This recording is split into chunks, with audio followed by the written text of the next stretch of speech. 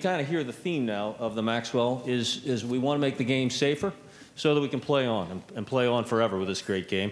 Where are we in this? The game has changed a great deal under your guidance, as well as right now in front of our eyes, the rules, the equipment. Where do you see us right now? Where do you see the game going? You first, Coach Steve. Oh, I think the game's a lot safer. I really like the rules now, and players are getting better at it. You know, they're getting better avoiding the helmet-to-helmet and all that. And it is a game. You can play football without injuries.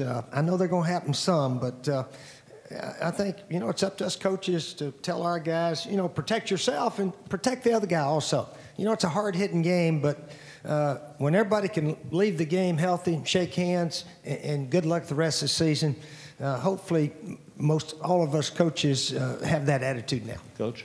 Well, I think that the technology that we have today has really helped the players, especially when it comes to concussion. The protocols that we have now for a guy to come back so that maybe he doesn't have reoccurring issues with concussions is a lot better than when we played, Steve. I mean, as soon as you knew your name and how old you were, they put you back in the game. So this is really, really good for the player and player safety, and I think the rules have benefited player safety as well. Any suggestions, the next step that you'd like to see in terms of rules? Coach could answer that. He's still coaching. Well, you know, I think that we all need to continue to work together to try to find a better way for players, regardless of what the level is. I think the NFL has made some significant progress in terms of some of the rules that they've implemented, and we followed suit in college, and hopefully we'll all continue to work together at all levels, just like this sort of event represents all levels, high school, college, and football, to continue to work in a positive way to create a better way to play our game safely. Now, this question is for both of you, and I think you crossed over twice in the SEC, didn't you, if I remember correctly, when you were Florida, LSU, and then Bama in South Carolina, right? Is that correct? Yeah, we had some regular season games. Exactly. So when we you lost most of the time. My team. When you had to face a Nick Saban coach team in those days, what was your message to your club? And then I'd like to hear the same thing from you, Coach. Well, I was the coach that didn't really talk about the other coaches.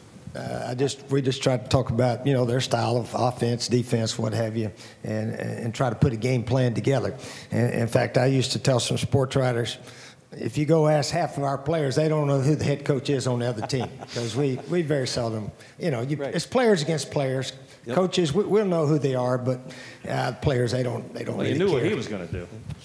Well, but, you know, people talk about the innovations that Steve made, and I think he made a significant impact on our game, and I think it affects our game today.